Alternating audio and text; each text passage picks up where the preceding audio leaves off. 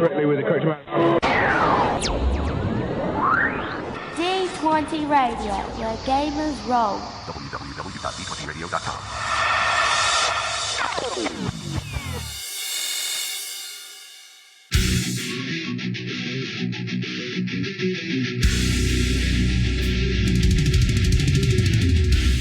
Welcome to Me and Steve Talk RPGs, a podcast where me and my friend Steve try and help you get the most out of your role-playing game experience.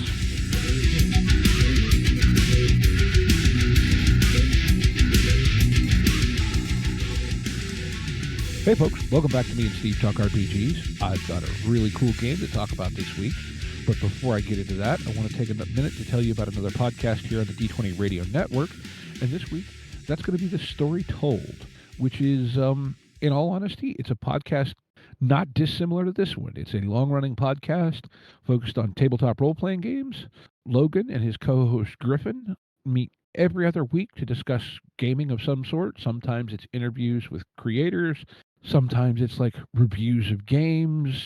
Or it can just be a topic on kind of the theory of gaming. And I believe they also usually, kind of the opposite weeks, they put out actual play content. I believe last I knew they were working on they had a Promethean story they were doing.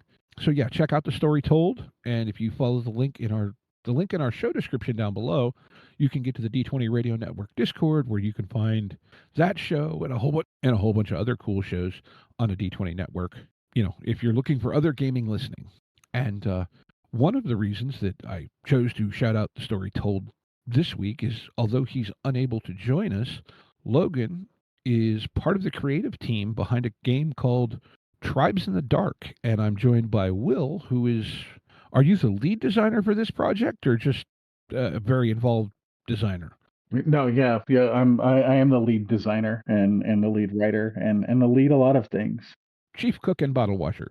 So, I mean, tell me about what is Tribes in the Dark. I know Logan, you know, in messaging with him, he's been really excited about this for a long time and was like, hey, we're going to Kickstarter with this. Can we talk to you about it? I'm like, sure, why not? You know, because cool new games are always cool.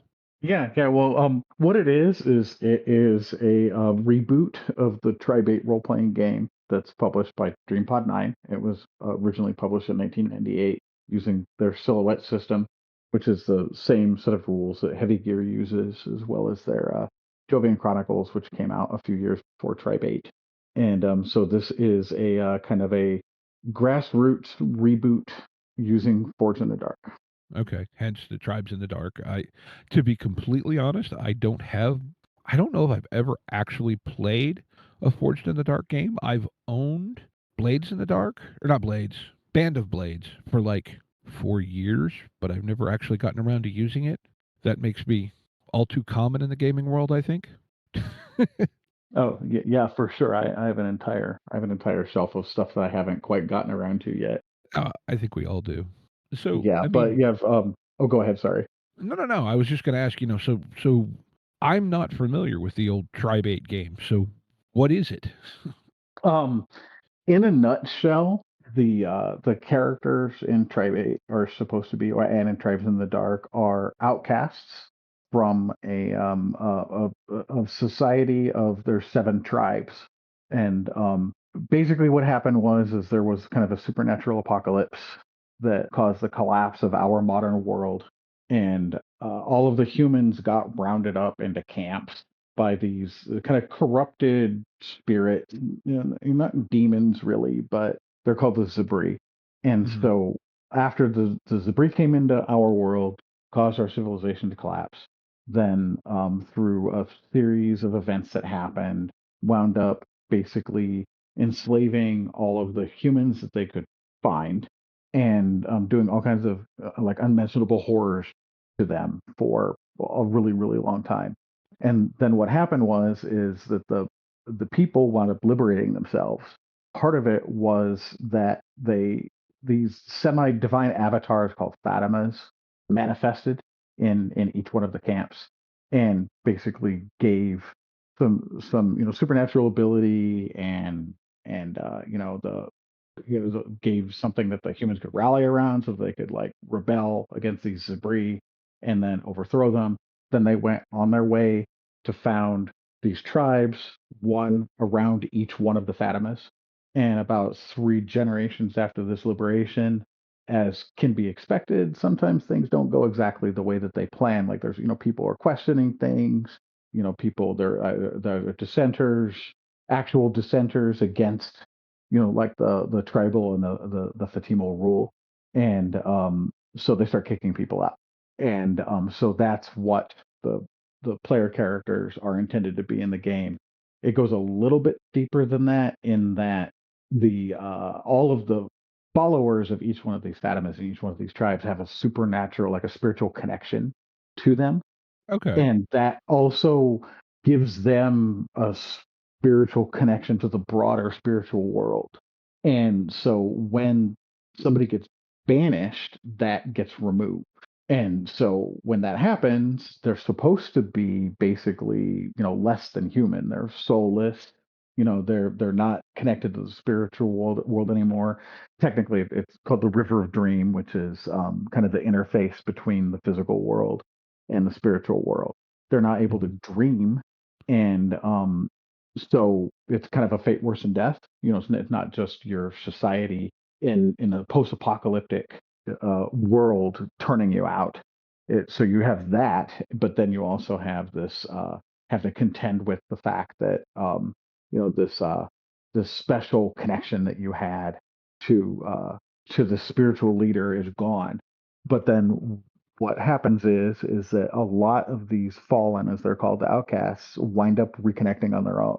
They wind up forging their own connections, and it winds up being in ways that aren't the ways that the tribals do. Mhm. And to pile all on top of that, there is a prophecy that one of the Fatimas was killed during this liberation with the Zabri. He was the only one that was killed. He was the only male presenting Fatima out of the original 8. And he uttered a prophecy when he was dying that his children would be cast out and spat upon, and they would wind up forming the 8th tribe, Ah. and the 8th tribe would be the ones who would lead humans to true freedom. Like, Okay. so they don't need the Fatimas anymore, right? And so obviously that's heretical.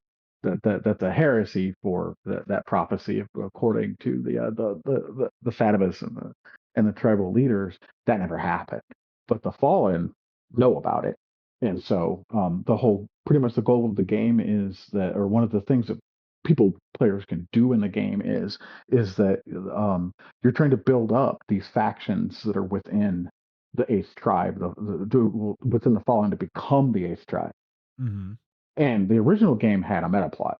It had multiple books that were published for like the first arc of the meta plot. When they came out with their second edition, they moved it forward to a different setting, like a different location in the setting, and it was supposed to be like the beginning of the second arc of this meta plot. There were supposed to be 3. Mhm. They actually, when they published the second edition of the game, they laid the whole thing out, for what it was supposed to be from beginning to end, and it was a pretty big part of the original game line. We respect that. I mean, I've played through parts of it. I've actually never finished playing through all of it because obviously, usually games wind up derailing off of that pretty quick. Yes. Scheduling and everything else too, I'm sure Yeah, doesn't help anything. right. Yeah, yeah. But the so we've reset in Tribes in the Dark. We've reset it back to the state of the setting as it was in the first, at the in the first edition of the book, so that these fallen are relatively recent. They haven't really come into their own yet, Mhm. and they're still pretty they're still pretty ineffectual. There's not very many of them, and obviously there's a lot of things working against them. So, and the Force in the Dark rules work really well for this type of thing. I mean, the whole thing at Blaze in the Dark is you have a crew, Mhm. and they start off as nothing. They start off as petty criminals pretty much, and the whole idea in Blaze in the Dark is build up the crew. Well, that makes sense. Like you're building, be it a crew or a society. Like no, that especially now that you've explained kind of the premise of the game, I can definitely see why you were drawn to the Forged in the Dark engine. Like I said, I've never actually played it, but I'm mildly familiar with it. I've heard some actual plays, and like I said, I do own Band of Blades, although I've never actually gotten to use it. So let me ask you this: right before we started recording, I asked you about, like, was this, your first foray into design and so forth, and you said, this is like the first game you designed, whatever, and all this. So how did you end up taking over or being kind of in charge of this reboot of this franchise that, based on what I'm seeing on the Kickstarter page, you're putting out under DreamPod 9? So, like, how did you go from being a fan to, hey, let's write a new game? Right, yeah, and that's actually that's a whole it's a whole story. It's like a whole journey because so when Tribe 8 came out, I mean, I fell in love with it. I was interested in it when they first started talking about it on the old mailing lists that DreamPod 9 had. And I had been a fan of DreamPod 9 ever since, going all the way back to the early 90s. There used to be two companies. There was Ionist Publications and DreamPod 9. They had two different sides. One side put out a magazine called Protoculture Addicts, an anime magazine. The other Mhm. side had started to get into doing role playing game publishing through publishing third party source books, mostly for Artelsorian games. So they had a Oh, line of Cyberpunk 2020 supplements, Night's Edge, Grim Cyber Tales, Dark Metropolis, a bunch of adventures. I think I have a copy of Night's Edge kicking around here somewhere. Yeah, that's DreamPod Nines for like one of their first publications. And they also did the original Jovian Chronicles was for Mechton 2. Okay. So, and they did a Project ACO role playing game. So they started to, get up, they started to get into that, and then they did Heavy Gear, which is fairly popular. They just recently kickstarted like last year a fourth edition for that for the role playing game. Hmm. Did Jovian Chronicles. They did Tribe 8. And but Tribe 8 was different. Obviously, the previous two games were mecha games. Very, very anime oriented. And the same thing, like I said, they did the Project Echo game. That's anime. But Tribe 8 was a lot different. And so I kind of like really, really got into it. And it was one of the first websites I set up was a Tribe 8 website, was a Tribe 8 fan site that had a whole bunch of, material that I had written for it. And then, I've been mildly involved a little bit with, writing some articles. There was a magazine called Aurora that somebody was running, that was like a fan magazine for DreamPod 9 products. And then, they wound up getting out of role playing publishing for the most part. They still publish the Heavy Gear miniatures or still produce the miniatures and publish the miniatures game Heavy Gear Blitz. But they, kind of died off on that. A lot of people left, especially a lot of the people that originally worked on Tribe 8 and were part of the role playing part of DreamPod 9, like the writers and the creatives and whatnot. And then I had started adapting Tribe 8 to other games because the silhouette system, it was designed for Heavy Gear. So it's designed for a war game, a tactical war game, role playing game hybrid. Hmm. And it wasn't quite a good match for Tribe 8's, like the theme and the tones. And, it was really like 10, 15 years too early. If you think about the games that we have now, like the types of, like the themes and stuff like that of the type of thing that are coming out now in like the past 5, 10 years. So I adapted it. The first one I adapted it to with The Shadow of Yesterday, which was Clinton or Nixon. It was a Forge era role playing game. Then I had adapted it to like three different versions of Fate, Shadow of the Century, Strands of Fate, Fate Core, and then Chris Gunning, who a few years ago he published Hammer and Stake. It Okay. was the vampires in the Russian Revolution. Okay. And he approached me. I'd been working with him on something else that he was working on, but then he had gotten the idea that maybe he wanted to buy Tribe 8 from DreamPod 9 because they weren't doing anything with it. And Hmm. he had written for the original line, and that didn't work out. But it kind of put the seed in my head. We could reboot this. and I didn't do anything with it for a number of years until I wound up talking with Chris Zerniak, who's the other developer and the other designer on this, and Logan. I wound up talking to Logan too, and we kind of decided we were going to do it. It had been it had been this thing, we all three of us thought that, this is too great for it to just like lie like fallow and just like kind of like go away. And so originally we were going to do it with Cortex Prime. This was before Cortex the Kickstarter had delivered, and it was also before Fandom Tabletop bought Cortex Hmm. from Right. Margaret Weiss Productions, yeah, and from Magic Vacuum Studio. So we're working with Camp Banks, we're working with DreamPod 9. We were trying to work out something to license Cortex and license Tribate from DreamPod 9. Then DreamPod 9 said, you know what, we can't do this. We won't license it because the Kickstarter hasn't been delivered yet.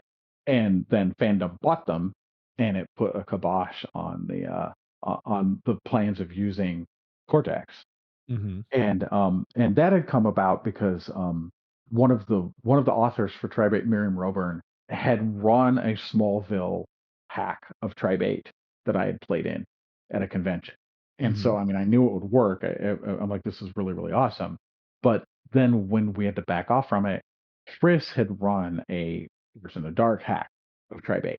And so when we looked at it more closely, we realized that was probably a better fit, probably even than Cortex. And for one thing, Force and Dark Games use D6 pools, and Silhouette, the original engine for Tribate, uses D6 pools. Okay.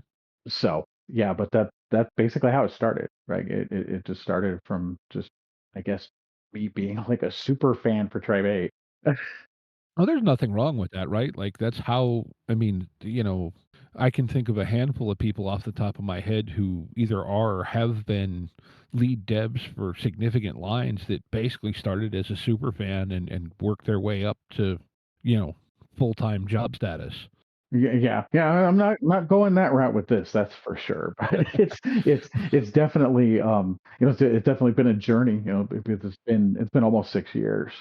Oh, And yeah. we've gone from, just some, throwing together some playbooks and like Inkscape or whatever, to now, like the whole thing was done in Affinity. I taught myself all of that because there were some other things that happened in the meantime with other people involved in the production that I wound up basically having to finish up putting the layout and whatnot. So I've taught myself all of that. That's cool. I mean, like, and I like, how do I wanna say this? I like games that bring out the love that the creative team has for them. And just by you describing the process that you went through to get this game to become a thing, it's obvious you have a lot of love for the setting and the material and the themes. And usually, in my experience, that leads to a much more interesting and engaging product in the end, because it's this thing that I've started saying, that what I love about the kind of indie RPG design ethos is, especially when you get these smaller design, be it teams, tiny publishers, whatever you want to call them, the games often are much more of a, hey, won't you come share my fun, instead of, let's make a game that a lot of people will buy. And I'm Right. not saying that to say that you don't have aspirations to sell as much of this as you can, but that this is a game that you and your team really enjoy and really want to play, and you want other people to experience the fun that you're having. And to me, that is the heart of indie design and what makes indie games so much fun to play. Yeah, no, absolutely. I mean, I 100% agree with that. So, I mean, I started playing role-playing games when I was like 10 or 11, like somewhere in there. So we're talking like 1980, 1981. Of course, I started with basic D&D because that's, what a lot of people started with. But it didn't take long for me to like start to veer off Hmm. and start to find other games, to to play other games. And by the time I was in high school, like I was a junior, senior in high school, 86, 87, I wasn't playing D&D anymore. Hmm. I'd stopped completely and was just on my own track after that. And Hmm. a lot of that were the Artosaurian games. So Mecton They and were, Cyberpunk were a big part of my gaming in the late '80s and well, and through the mid '90s. and I've said this. I feel like, given the era it was designed in, and now I've never actually gotten to see the original Cyberpunk 2013, but Cyberpunk 2020, to me, is a design that was miles ahead of its time for something Mhm. that came out in the late 80s. Yeah, Mecton was too. Yeah, They well, were I know both they were Mecton runs both on the laid out. same engine, but I've not actually. I think I have some PDFs of Mecton kicking around, but I've never really dove into it. Yeah, yeah. Mecton was the first, and and actually it was a percentile system. It was Mecton 2 was where the interlock system that Cyberpunk uses Hmm. came into play. But they were I think they were like the first digitally laid out role playing games that were done on Okay. a Mac. Yeah, I mean, Yeah. yeah, and like, see, now my gaming experience is maybe a little different than some. I didn't start gaming until I was about 18 when I was in college, but I was very fortunate to fall in with a group that played a lot of different stuff. We had the kind of central game of our informal club, if you will, was a Call of Cthulhu campaign that was actually in the original third party Delta Green setting. And then off of that, there was someone running a Dark Sun game in, well, at the time, just AD&D or second, whatever, the D&D that was at the time. There Right. was somebody running Cyberpunk 2020. That was when the World of Darkness started kicking off. So we played some Vampire and so like and Rifts was another one that I got into early. And so like to me, unlike a lot of people maybe of my age, the formative years weren't spent just playing D&D. It was like, well, there's all these cool games, and depending on the world you want to play in, you just use a different one. You know, and so like I don't know, maybe that is a similar experience to a lot of people, but I feel lucky in a way that I was exposed to so many games early on, the original WEG Star Wars. Like it was just like, oh, there's all these cool ways to play make believe. Yes, yeah, yeah, and some of those, Star Wars and Cyberpunk 2020, as well as a few others. Those are foundational, role playing games. They either they added things that weren't already, that weren't part of the typical role playing game, like the rule set, or just the way to play it, like the actual play style. Or the WEG Star Wars that was started with Ghostbusters, Right. and Yeah. that was the first dice pool game, Hmm. D6 dice pools. And so and I can track going back through, you know I can track all the way from Force in the Dark through Silhouette, through Over the Edge, back to Ghostbusters. Hmm. I can when I look back on it, I can see the trajectory that it was going, that my own preferences and my own play style was going towards. Hmm. Well, and I think that's the cool thing about where we are with gaming today is there's so much out there. And okay, if you're an enthusiast slash addict like me, you have stacks of games that, well, I really want to do something with, but I haven't gotten there yet. But the truth of the matter is, if you're curious about the hobby, if there's someone out there listening who's like, I've never played games before, there's something out there you'll find cool. I don't know what it is because I don't know what you think is cool. Maybe this Tribes in the Dark, Tribe 8 thing is, you know, sounds to me like it's kind of a post-apocalyptic pseudo fantasy in a way based on the artwork I'm seeing. Yeah, yeah, dark fantasy. That's what we used to call it. Or a lot of people will call it dark fantasy. I like to say it's supernatural post apocalypse. So Hmm. It was, I mean, it has an animistic setting. Everything has a spirit. There's, this thing called the River of Dream that, that is how, the characters are able to interact with the spirit world. And Mhm. actually, there's dream magic. So it's a supernatural post-apocalypse with dream magic, with scrapyard demi-goddesses, and body horror, not quite Cenobites. They're a little bit different than that, but still, it has kind of all of it. And that's actually one of the things that's been enduring about it for me, is because the possibilities, right? Any good setting for any game has to have, either it has to be, to me at least, it has to be pretty tight in terms of what the themes and the tone are, or it has to be able to accommodate a various number of whatever stories that you want to tell, or types of characters people want to play. And for me, Tribes in the Dark and Tribe 8 is in that latter camp. Mhm. It just, there's a lot of different stuff you can do with it just out of the box. Just reading the setting, it just it was, so when I first read through the setting, it's just the ideas just came to me. Mhm. Yeah, no, and so let me ask you this, because you bring up the versatility of the setting, and my experience, and I know, at least according to John Harper, Forged in the Dark grew out of Powered by the Apocalypse. And my experience with Powered by the Apocalypse games is they're great fun, but they're generally very narrowly focused, and so they're very good at doing the thing that they do, but when you try to stray from that, they kind of don't work as well.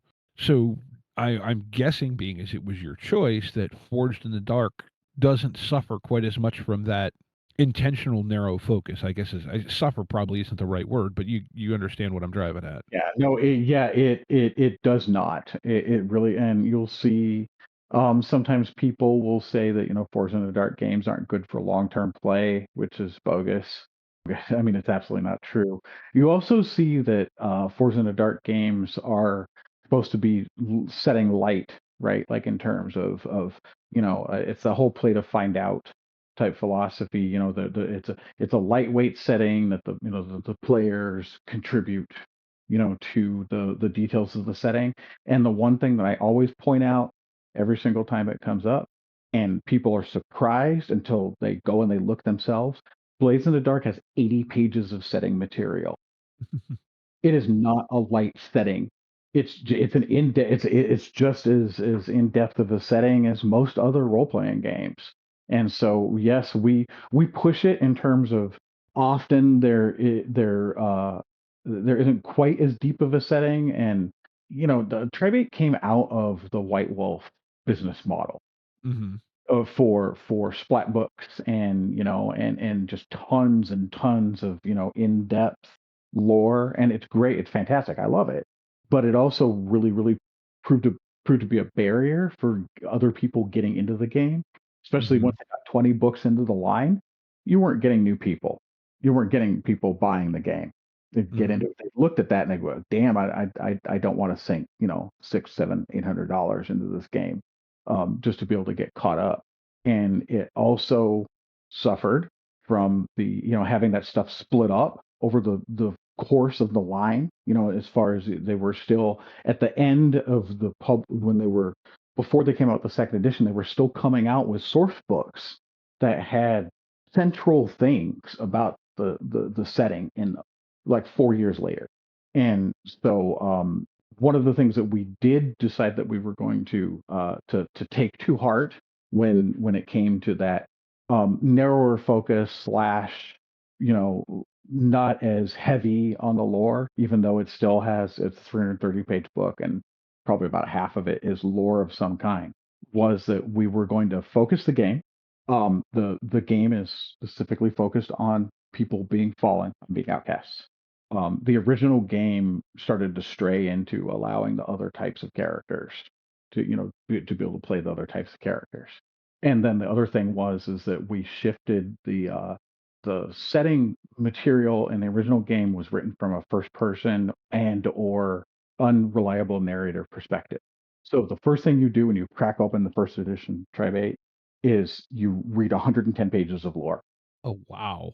Yes, all of it. All of it. Like I said, first person narratives, like that type of thing. Some of it, especially as you get further on down in through the different books, it contradicts itself. Like it was great. It was evocative. It was awesome. But we changed that and we made it more. It's natural language. It's just more straightforward. It's not dry like you go into some setting books and they'll have like population figures and you know like that kind of thing.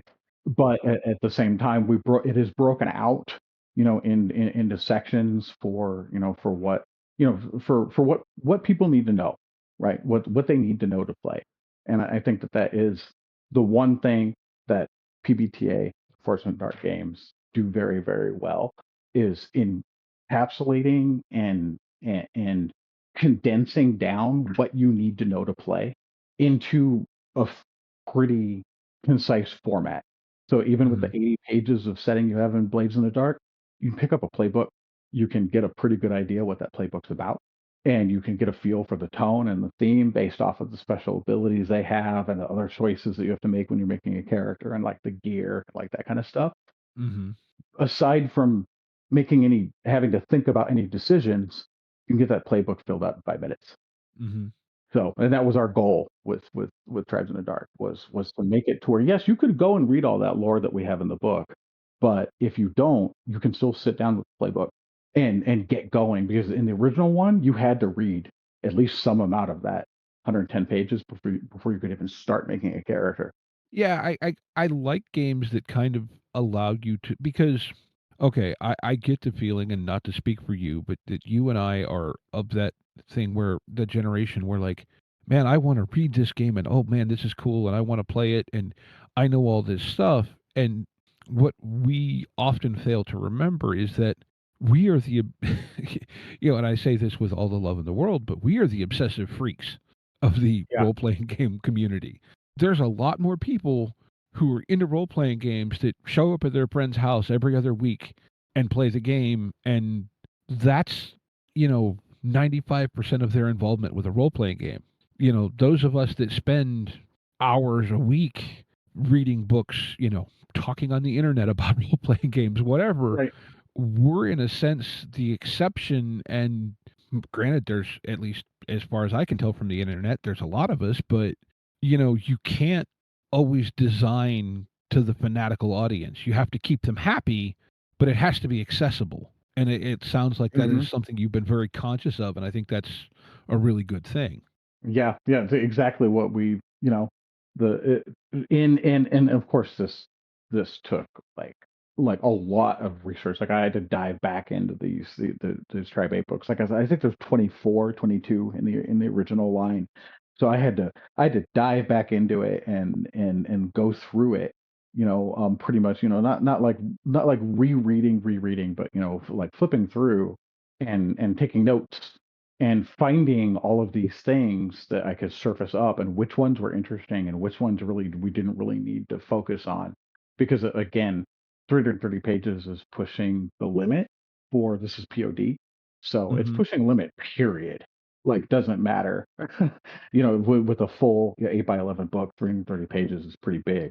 It's pushing the limit on affordability and on the size of the POD. And we were trying to fit all of it into one. Part of it's because we kind of don't know if there's going to be another one. Like we're not rebooting a line with this, right? Mhm. That we're not talking about DreamPod 9 when they were publishing Tribe 8 had at least a half a dozen full-time employees. That they were a whole thing, like they were a whole publishing house, Mhm. you know, and we're not that. So this may be it. We have plans for a companion volume, and maybe some other stuff will come, after this. It kind of depends on what DreamPod 9 thinks and whatnot. But in terms of packing that all in, we had to make sure that like I said, it was accessible and you're able to find information that people need to be able to play easily. And if people want to drill down deeper, the stuff is there to drill down deeper. Mhm. And it giving something for the people who have never had it if people, maybe they were interested, maybe they'd never heard of it before, but they if they're interested now, it's much easier to look at this rule book than at the 24 books in the original line. Hmm. No, that makes a lot of sense. Now, I will say, just to inform the listeners, as we record this, which is a couple days before it'll go to air, you're just shy of 200% funded. So the project is definitely a go. Not that you haven't put a whole crap load of work into it by this point, but like you're over the big threshold. So like, yeah, this is a thing. It's funded. You have, again, when this airs, you'll have about 12 days left in the campaign, I think, because this will go live Tuesday. 12, 11, I don't know. I'm not doing math at this point in the night. So, like I said, it is a thing that's going. Looks like, yeah, I'm guessing you have, the standard or a reasonably standard assortment of digital only, or in your case, print on demand backing tiers. Anything else people need to know about the campaign as far as, pledges or anything like that? Well, just the, yeah, the book itself is written, so everything's written. It's laid out, so we have part of the funding for for the Kickstarter was for additional art. We're reusing a lot of art from the original because the as you can see from the Kickstarter page, the art from the original is amazing. Mm-hmm. Um, uh, a guy named Ghislaine Barbe did it. He was their house artist for many years, and then he wound up going on to video games and TV and stuff after he left DreamPod 9. But it was, so we knew that we had to bring some of the original art back, but we also had things that we knew that we wanted. We needed new art for. There were either stuff that wasn't portrayed very well in the original stuff. Where we have Juan Ochoa, he's done a lot of the covers and the art for Monster of the Week Okay. books and for Fate in general, for Evil Hat in general. He's an amazing artist, and so he was the one who did our cover. So the three characters that you see for the cover art, Okay. he was the one who did that. And he's gonna be finishing up the art. Other than that, everybody who backs the game, and once it funds, everybody who backs at least the PDF level or higher is going to get a backer preview. It's going to be art incomplete, but other than that, the whole thing's done. Okay. Well, that's cool. So So you're taking yeah, a really quick turnaround theoretically on at least playable delivery. Maybe not final edition, but playable delivery will be very, very quick. yeah. And our quick start has been up on Drive Through RPG for a number of years. It's a slightly older version of the rules, so Hmm. it's still playable. It's perfectly playable. It's just that it's slightly different in a number of the rules. So Hmm. people, I don't plug that as much because, like I said, it's outdated. Hmm. But yeah, so yeah, and the other thing probably people should know, because this comes up pretty often from people who are existing fans, that no, we are not advancing the meta plot for the game from the original game. Hmm. No, we are not following on the heels of the second edition that moved the setting from the first edition is called Vimery, which is, it's the island of Montreal. So the actual French name for the island of Montreal is Vimery. Hmm. So the island is called Vimery in the game, and they moved it to I believe it's Quebec City, but we're not. We're, all of that is in the past.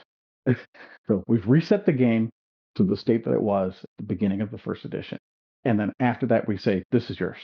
We have no meta plot. We have there's no, you don't have to sit there and wait to see what the next book is going to be in the meta plot. If you have them, you can use them, because Hmm. I don't know if you know this or not. You probably know, if you've read Band of Blades, you probably have some idea. In the Forged in the Dark games don't have, there's no stat blocks. There's no Hmm. monster stats. There's no NPC stat. There's no, nothing like that. It's all driven pretty much narratively with clocks. So Hmm. as a result of that, the people who are interested that have the books can use their old books, simply because there's nothing to convert. Okay. So you didn't build it. You kind of built it intentionally pseudo reverse compatible then. Kind of, yeah, yeah. In a way, I mean, we did it with an eye towards the fact that people would, have they may have the books from, if they were already a fan or they had bought them or whatever. But yeah, we Mhm. didn't introduce anything into the Force in the Dark system. Like, even though there are like there's these Zabri, right? And there's some other types of, like threat creatures, like that kind of thing that are in the setting. We didn't shoehorn any kind of, stat system for them, Okay. beyond what's already in Force in the Dark. So, and that's probably the other thing people should know is that, if they're, I would hope that if they knew about Force in the Dark games in general, they would know that they are not, you know, crunch heavy. Like I said, there's no movement, there's no combat system. Right, yeah, like There's no movement, there's no grid, there's no, yeah. most of my Powered by the Apocalypse experience has been Monster of the Week, and for as much as part of my brain could get into the really tactical stuff, I started gaming playing all Theater of the Mind, and it's still my kind of default go-to, and, like, Mhm. it just in some ways, it feels more freeing because, like, I just look at the GM and go, "Can I do this thing?"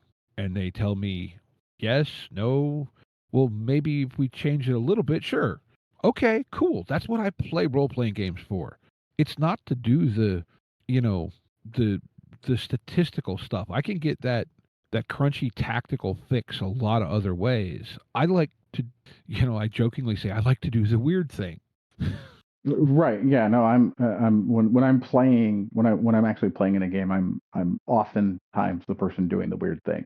It's like it's the kind of the saying about specifically Blades in the Dark characters, because they're supposed to be scoundrels, right? You're a scoundrel. You're doing illegal things. You're, etc.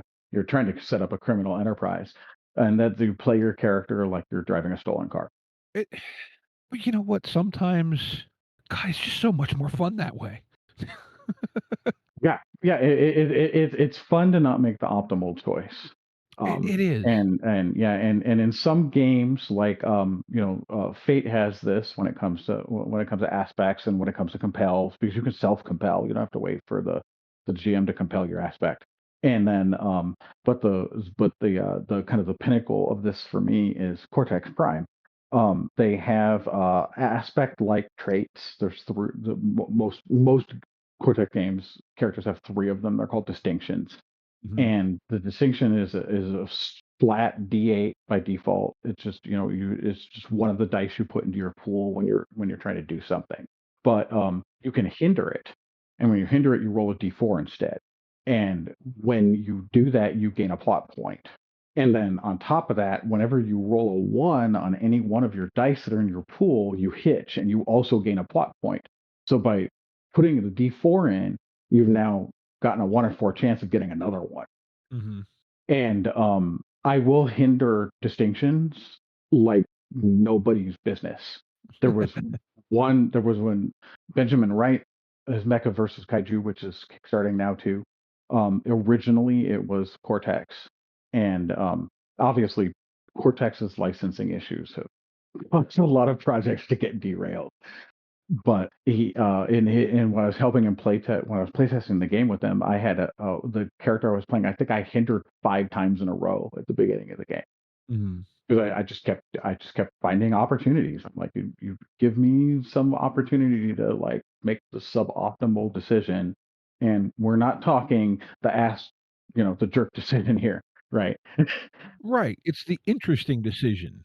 Yeah, it's an interesting decision, and you're gonna give me a plot point if I do it. I'm gonna do it. And Tribes in the Dark, being a Fortune in the Dark game, has this built into it as well in terms of not quite exactly the same, but it's in terms of there's the Devil's Bargain, which is basically something there's going to be a consequence or complication that's going to happen as a result of what you're trying to do, no matter what, whether you succeed or fail on the roll, and you get a bonus die when you roll that. Ooh, cool. So Yeah, yeah, this sounds I love that type of thing. and damn it, now I have to try and dig into more things that I own that I haven't played yet. Yeah, yeah, and just to think, if your characters are fallen or outcasts, they're already most likely not not going to be the type of people who make good decisions. That's fair. So kind of on that thread, because it's where my brain goes. I know Forged in the Dark and Powered by the Apocalypse stuff is very big on the playbooks. How many playbooks do you have in this? There's seven. There's seven tribes. There are seven playbooks. Ah. Yeah, so each one of the playbooks is the fallen version of one of the tribals of one of the tribes. Ah. Yeah, and the reason why we went that route was because, like I said, the the outcast being outcast is relatively recent, and the tribes as a whole have only been free from these debris for about 3 generations. Okay. Everything they have, like, well, not everything, but a lot of what they have, everything that they've rebuilt, because humanity lost everything when they were under being under the thumb of the Zabri, right? Hmm. Thumb, whatever, right? Whatever body part it was. And to kind of put it in perspective, these Zabri are, they're body horror, body swapping creatures, Hmm. spirits. They're spirits that have gained well, physical form, and they kind of went crazy for it, like the sensations that they have been denied for who knows how long, millennia, 10,000 years, 100,000 years, whatever it was. They were in the spirit world with no sensations, so they wind up coming to the physical world, and now all of a sudden there's all these sensations, and it's a little bit deeper than that, but that's the basic. So they did not. It wasn't pleasant for anybody who was in any of these debris camps. But the result of that is that we lost everything: Hmm. history, knowledge, to some degree, language, everything. And so all the stuff that these tribals that are under these Fatimas have gotten since then has been in part because of the Fatimas. They've regained rapidly, like, and we're not talking up to modern technology levels. For one thing, they shun modern technology because they think it was one of the things that caused the whole fall in the first place. But Hmm. just, metallurgy, language, reading, writing, all of that has been in like 100 years. And so the tribe and the family and their clan and this connection to, it's not like these are distant deities that they have. They can often see them. Hmm. They're physical, they're there. So that's a big part of any any single person's identity. So just because they got banished and they got this, connection with this demigoddess burned out of them, doesn't wash that away. And it's not easy for them to completely like, rebel against it, or you know what I mean. Yeah, no, I get it. So yeah, so the try yeah, the playbooks are each one. It's like Fallen. There's the Agnites, Dalians, Evans, Jonites, Magdalites, Shebans, and the Yagans. It's one of them. Okay, okay. Oh, that's cool. I really like the sound of this. I'm going to be honest with you. I mean, like I was in no way familiar with the old Tribe 8 game, but post-apocalyptic is a thing that I generally enjoy. And this sounds pretty It's darn not, and it's cool. not gone, and it's not Gonzo post-apocalyptic. Right. In terms of mutation, there's no role for mutation, right? And it is, like I said, the technology level is Bronze Age through Neolithic to Bronze Age. Like, they're not, at least the tribes aren't trying to recover or reclaim any of any of our modern technology. Hmm. They don't have any mining. They don't have like any of that kind of stuff because they're surrounded by a wealth of materials, as you could expect in any major urban center. If it Hmm. were to fall, there's a lot of stuff, right? There's a lot of things in there that they can use for crafting and for whatnot. But then on top of that, the Fallen have their own factions within the group. They're called Outlooks, and they're Hmm. not just a political unit. They're also like a belief system, Ah, like okay. what they yeah. It's what they think the Fallen's purpose is. Hmm. So there's four of them. You also have that. So every single one of the playbooks chooses an outlook, and so then they become a fallen, like say the first one, the Agnites, right? they could be one of the four outlooks, so they could be a fallen Agnite Herite. And so that outlook gives a couple traits. It's actually very Band of Blades-ish with the Hmm. way that that part works. A lot like the backgrounds in Band of Blades. It gives them an XP trigger. Because I really, really love XP triggers. I don't think you can have enough of them. So we have several. There's the XP trigger that the playbook has, XP trigger that the Outlook has, and there's actually some mechanics in the game later on, like as people progress, that you can get more XP triggers. So yeah, and each one of the special abilities that that each playbook has is thematically geared towards that particular tribe, because all of the tribes have a role in the bigger society. So it's partly intentional. It partly had to do with the camps that they came out of. Partly, a lot of it has to do with the Thatamas that are ruling over them. So there's the warrior tribe, there's the healer slash nature tribe, the diplomat slash consorts, the lawgivers, et cetera, et cetera. Okay, yeah. So like it's playing on social themes within the context of the setting as well, and sounds like if you really want to take it there, there's a lot of depth to it beyond go find cool weird stuff in this screwed up world. And in fact, the Right. Yeah. themes are much deeper than go exploring in the remnants of the old world. Yeah, yeah, and especially because so in Blades in the Dark you have the crew, right? And they the crew's goal is basically to run a criminal enterprise of one kind or another. It's completely for the betterment of the crew and the PCs that are in it. So you have claims and turf and coin and all of that kind of stuff. The Tribes in the Dark doesn't have any of that. In fact, I mean, there's actually no currency in the setting, period. So Hmm. it's so the way that we structured this is you have the cell, which is a found family kind of, it's basically the basic building block of fallen society. They're just people who have banded together for, it could just be for survival, it could be for a bigger goal. And you don't have like the crews in Blaze in the Dark have, like, you have your tier, you have XP, like crew XP, you have crew special abilities. The cells and Tribes in the Dark don't have that. Hmm. Their tier is tied to the tiers of those four fallen Outlook factions. It's tied to the lowest. So in order for the cell to gain tier, you have to basically, do adventure, do quests, adventures that benefit the fallen factions and raise them up, all of them. Because even if you happen to get one of those factions up to tier four, if the other one's still tier zero, yourself still tier excuse me, your cell is still tier zero.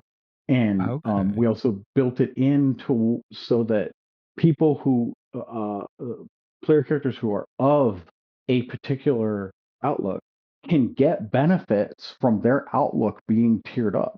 So now you have to figure out, well, okay, let's say I'm playing a fallen jacker who are they're kind of like the warriors of the fallen. Well, okay, we haven't done anything that does anything to benefit the jackers in a while, and they haven't been, increased in tier. When's my turn? So it sets up some friction, even possibly, between the different PCs that are of the different Outlook factions. Yeah, well, it also kind of forces you to deal with the setting much more as a whole as opposed to rabbit holing down one specific thing.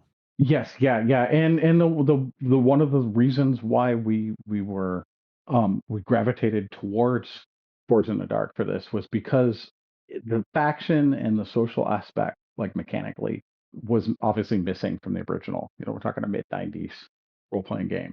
They didn't Yeah. have robust faction mechanics, and so that was a very, very important thing that we wanted to really, really press on that a lot harder, because, to be honest, the Metaplot books that they came out for the original game, very much where you were just kind of like a sightseer with all the stuff that was going on.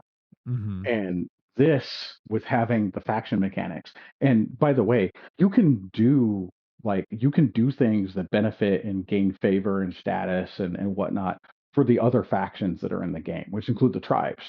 The Hmm. tribes, the Zabri are even factions in the game. You don't get as much of a benefit from them like you can't influence, like you're not working to increase their tier. That stuff's pretty static for the most part, Hmm. but they have benefits that you can't get from the outcast factions. Hmm. Yeah, well, but it just sounds to me like, and I go back to what I said kind of at the beginning, where this is you took an older game slash setting that you loved and updated it to a modern system and made the playground that you and the rest of the crew, your team, wanted to have. And I feel like that so often translates into a game that is really, really fun and evocative and just feels right. I Yeah, don't know how better to say it, but like, clearly talking with you, you're super passionate about this, not just but like I'm hearing it as more of, look, this is this whole the world, the setting, this is all so cool, and we made all these cool ways to interact with it. It's not, well, I did this mechanical thing that I think is really cool and blah blah blah. It's, look, we gave you all these tools to play with this cool stuff. yeah, and it was the intention. Right, right. And then, like I said, if that sounds like I'm in some way not being complimentary, I apologize, because I fully mean it as a compliment of a very high order. Yeah, So and it. Oh, go ahead. I was going to ask too, like, just before we get any deeper, is there, other than the Kickstarter page, are there any websites or anything for this where people can check out more about it? Is it on the DreamPod 9 site? Anything like that? So yeah, he's only really, he's been pitching like the Kickstarter updates. So yeah, we don't have a whole lot anyplace else about it. I have my own blog, which I can send you the address to that. That Yeah, I've absolutely. had Yeah, I've had some things over the years, but it's very, very sporadically updated. But where I've put some things about Tribes in the Dark, about the development, or some, like small things I've written, like fan stuff that I've written. Because I had a Tribes in the Dark website for years, Hmm. and it had a whole bunch of stuff.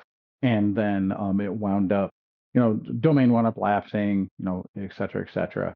And so I have not completely gotten into republishing a lot of the old stuff, partly because I've been going back through it as I've done it, Hmm. because a lot of it's really bad. So, um, so yeah, but we don't really. But we do have a Discord that we've had set up since the early parts of the playtest. That I can, either I or Logan can definitely pass you the link to that. Absolutely. We'll put links for that in the show notes. Try to put as much information in there for anyone who wants to go find out more. Now, also, just because it's a thing, because of modern whatever climate we live in, I did see all your printing is being handled through drive-throughs, print on demand partners. So, US and Canadian books, or books for US and Canadian backers, are going to be printed in the US. All your other international backers are printed through drive-throughs partners in the UK. Yes. Yep. Okay. And that was an intentional decision to not do offset at this time. Just because we'd gotten to the point where we really, really needed to get this out, and this was the window for us to do the Kickstarter with everything being completed. But you'll notice we're very, very, like I said, conservative on the rewards and what the end product is. And it's just because there's just too much uncertainty. Look, I mean, it's one of those things, like, and not to get too whatever, because podcast time tomfoolery. The episode that'll come out after a week after this one is about another Kickstarter, but I recorded it 2 nights ago, and that creator was telling me, like, to a certain point, one of his goals is to be very cautious what you promise in the Kickstarter, so that, like, you can actually do it without dragging the process way out. And it's very clear that you have very much set goals that, like, look, like you said, your book is basically done, other than adding in additional art that will, at least in part, be funded by stretch goals. So the the most of the work, it sounds like, is done. It just needs to be finalized once you know what your final budget is. Yes, exactly. And we've already gone through the stretch goal for getting the remainder of the art ask. So yeah, so the rest of it is getting the art done, and working with Juan and getting those pieces done, and then the other part of the art budget and the requirement is the art that's in the book now is pulled from the PDFs the DreamPod 9 had. They were further in demand, and he had pulled higher quality versions of those for the POD, but they're still not quite high enough quality, and not all of the pieces that we picked to go into the book came from those. They came from the lower quality scans that I have. So he's going to have to go the DreamPod 9. His name Robert Dubois is the main guy in DreamPod 9. Robert is going to have to go and rummage around and find the high quality copies of the existing images to get replaced in the book. And those are on zip disks or Jazz, either one. I don't remember Ah, which. But yeah, he somewhere in has. a dusty box in an even dustier closet. Yes, no, exactly. Yeah, and he has to fire up an old Mac, and yeah, and so I told him he if he wanted to, he could just probably bulk upload those someplace, to whether Google Drive or whatever, and I'll go through it and I'll figure out how to convert them. But if they're in Adobe products, it may not be possible. Hmm. So anyway, that's the point being is art is the biggest part of what's being funded out of Hmm. this. Besides the final production of the POD, and finishing up things like the exact final layout after the art gets done, making sure that getting it proofed further, and then nobody wants to just get a PDF that's just the text. Right. Right. Like, It has an index. It has bookmarks. You know, yeah.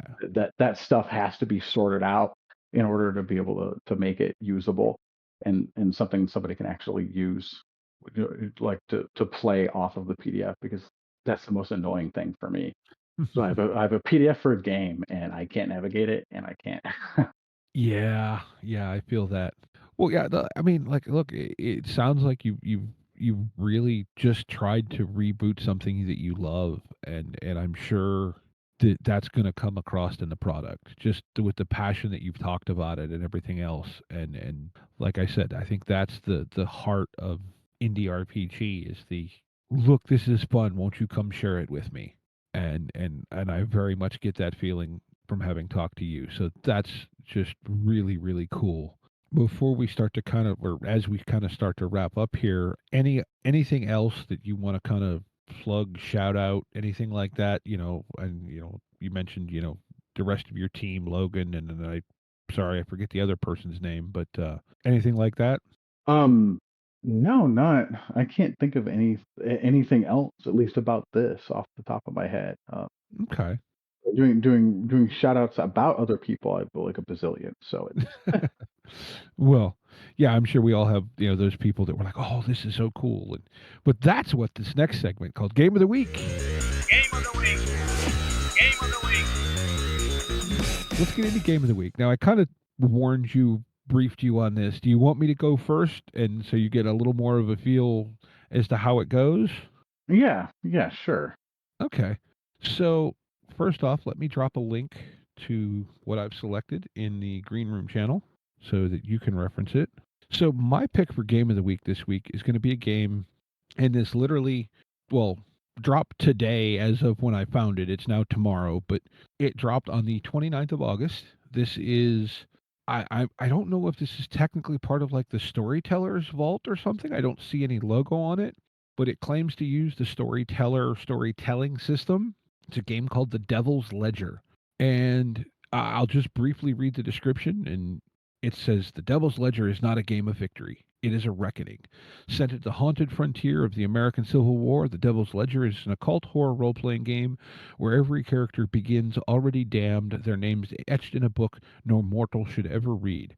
Bound by oath and sin, the players walk a wasteland of war, famine, and faith turned sour, where the living are scarcely safer than the dead.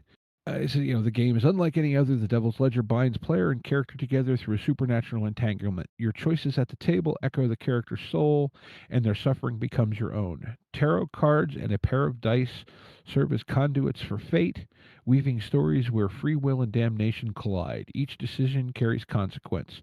Betray an ally to survive another day, or cling to your oath and face the abyss. So I don't know. Like I said, that description doesn't sound like it uses the old storyteller D10 system, but I can tell you this: their talk about the theme setting, whatever, sounds really damn cool to me.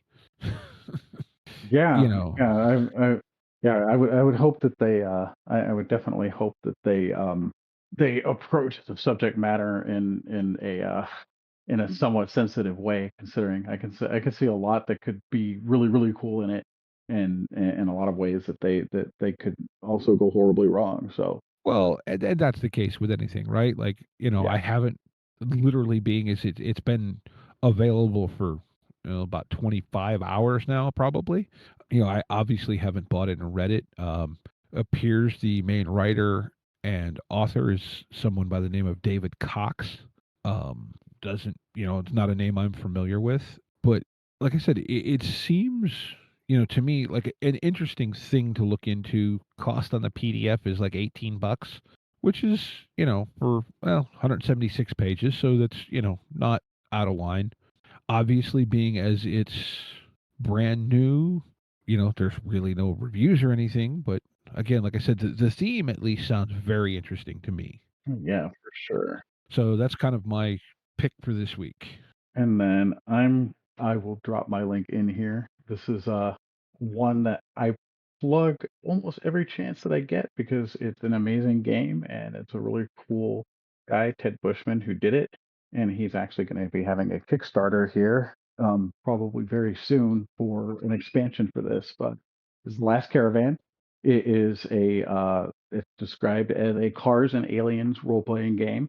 Basically it's yet another post-apocalyptic style game that is basically there has been almost kind of a botched alien invasion, and the fallout from that has caused for a really really deep winter to settle over North America, and everything's been destroyed. Like all the major population centers have been destroyed, and Mhm. the premise behind the game is that you are a group of people. You could be family, you could be, just friends, you could have found each other that are trying to get from the East Coast of the United States to the West Coast.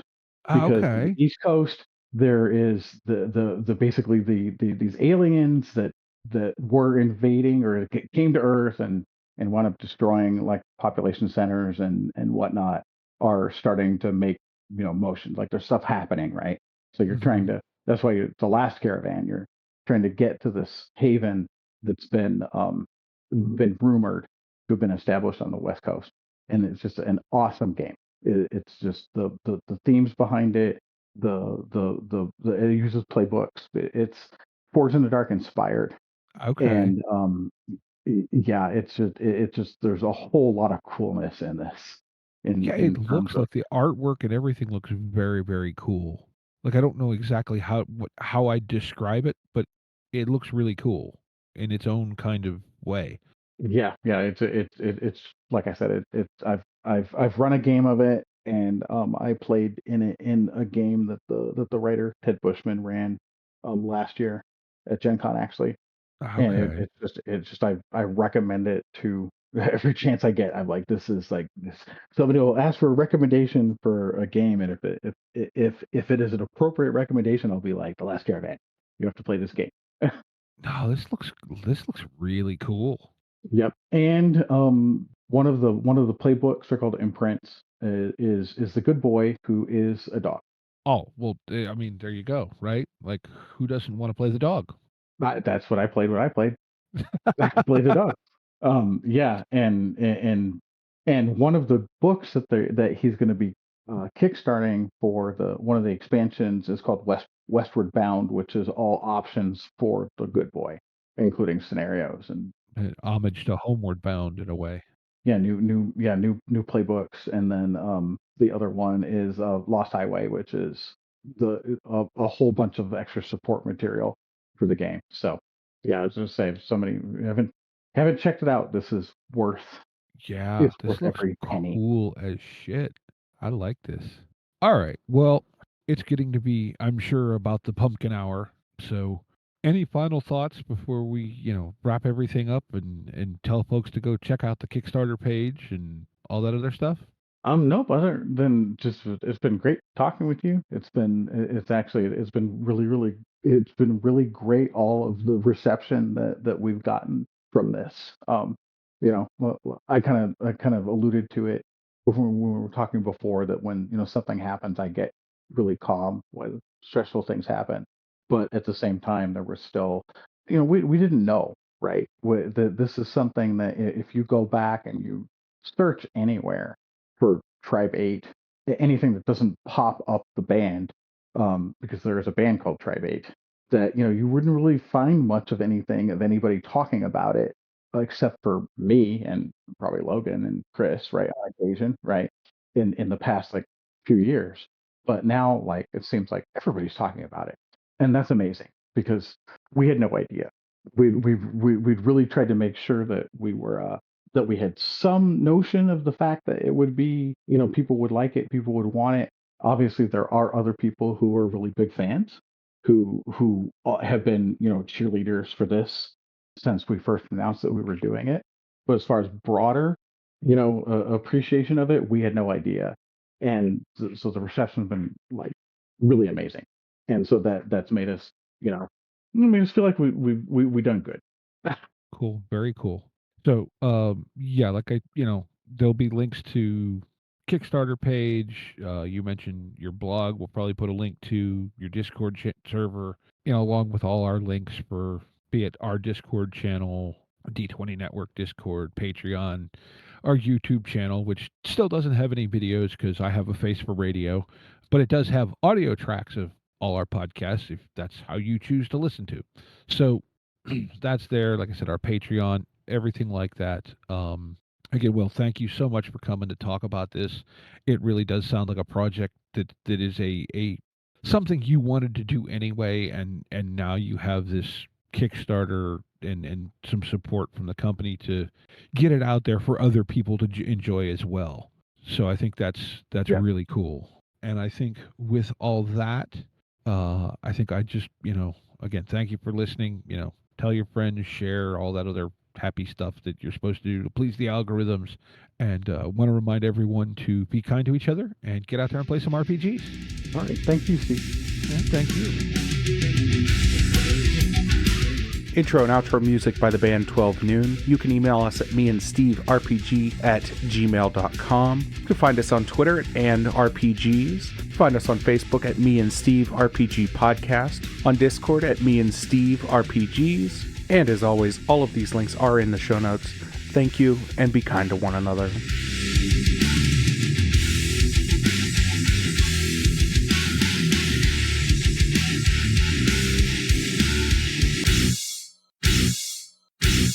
How much for the cigar?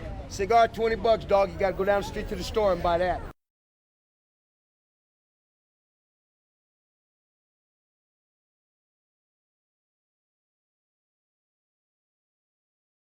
I am back. Hello. Hello. I do not believe you. I think you're a figment of my imagination. That is a you problem.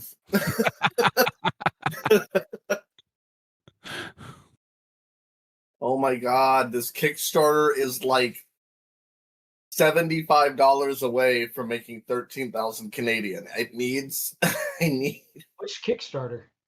the Tribes in the Dark Kickstarter. Tribes in the Dark. That's bumped It's up a bit from overnight then. Yeah. It's a Forged in the Dark game. It's a reboot of the old Tribe 8 game. Me and some friends have been working on it for 5 or 6 years, and we have 15 days to go in our campaign, and we need 15,000 to get the stretch goal that I really want made, because it includes the Lost Tribes and stuff. But this is my first Kickstarter. I'm being very excited and a little OCD about it. Be excited. Be excited. I am very excited. But I've been like watching it like a hawk.